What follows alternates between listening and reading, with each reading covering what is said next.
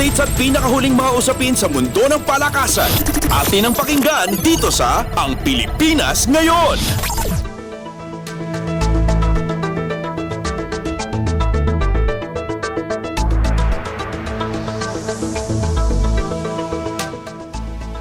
Magandang araw, narito na po ang Sports Balita.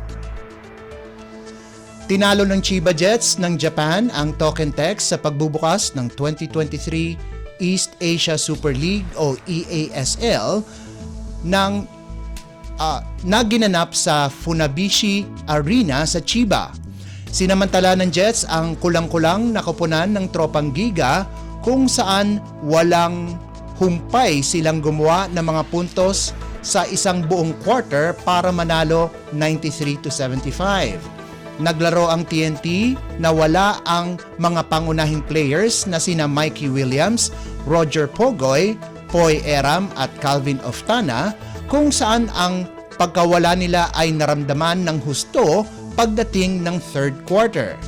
Nanguna para sa TNT si Quincy Miller sa nagawa nitong 22 puntos habang nagdagdag ng 15 puntos si Ronde Hollis Jefferson. Sa kabilang banda, pinangunahan nina Ira Brown at DJ Stevens ng Chiba sa nagawang 19 na puntos bawat isa at nagabag din si Ren Kanachika ng 18 puntos. Maglalaban muli ang dalawang koponan sa Nobyembre 1 kung saan magiging host ang TNT laban sa Chiba na gaganapin naman sa Santa Rosa, Laguna. Updates at pinakahuling mga usapin sa mundo ng palakasan. Atin ang pakinggan dito sa Ang Pilipinas Ngayon.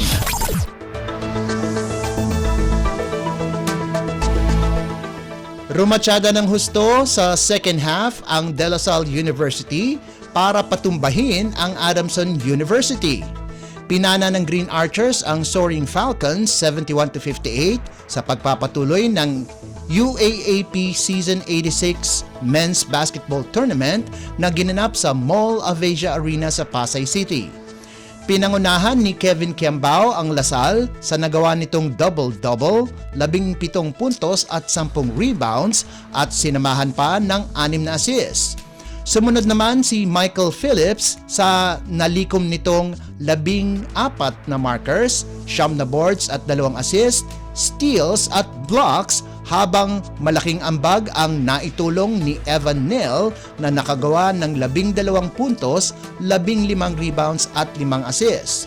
Samantala, ang Soaring Falcons na bumagsak sa 2-2 record ay pinangunahan ni John Kalisay na may 12 puntos habang nagbigay sina Matt Erolon at Sen Manzano ng 10 at 8 puntos ayon sa pagkakasunod.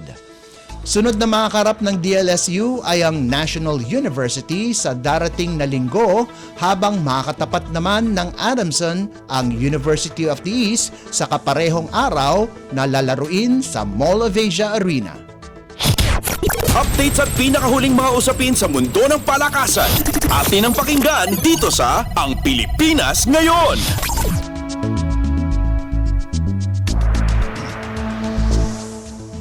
Ibinigay ng Emilio Aguinaldo College ang unang talo ng University of the Philippines sa pagpapatuloy ng NCAA Season 99 Tournament pagkatapos kunin ang 83-76 overtime win ng ginanap sa PhilOil Eco Oil Center sa San Juan. Ibinigay ng Emilio Aguinaldo College bumawi ang Generals sa overtime pagkatapos na pabayaan ang kanilang abante sa fourth quarter kung saan nalimitahan nila ang Lyceum sa 2 puntos. Gumanda ang record ng EAC sa 3-3 habang 6-1 win-loss record na ang Lyceum. Nagkaroon din ng tsansa ang Generals para makapasok ng Final Four kung saan huli silang nakapasok 14 na taon na ang nakakalipas. Nanguna para sa Generals si King Gortiza sa nagawa nitong team high 18 puntos kasama ang clutch basket para mapaabot ang laban sa overtime. Sina Nat Cosejo, Ralph Robin at Nicole Kinal ang bumida sa overtime sa nagawa nilang 14, 13 at 11 puntos ayon sa pagkakasunod. Hindi naman nakapaglaro si Sean Umali ng Lyceum dahil sa suspensyon kung saan siya gumawa ng unsportsmanlike foul sa kanilang huling laro. Nanguna naman si John Bravo ng Pirates sa nagawa nitong 18 puntos. Sa ikalawang laro, humataw si Clint Escamis para pangunahan ang Mapua sa 77-71 panalo laban sa defending champion Coleo San Juan de Letran. Nakakuha ng 8 steals si Escamis bukod sa 20 puntos, 7 rebounds at 5 assists, habang naka-double-double si Mark Cuenco sa nagawa nitong 20 puntos at 10 rebounds. Nanguna naman si Deo Quaho sa score niyang 20 puntos para sa Letran. Nasa ikalawang pwesto sa standings ang Mapua na may 5-1 record habang bagsak sa 0-6 kartada ang Letran. Updates at pinakahuling mga usapin sa mundo ng palakasan. Atin ang pakinggan dito sa Ang Pilipinas Ngayon.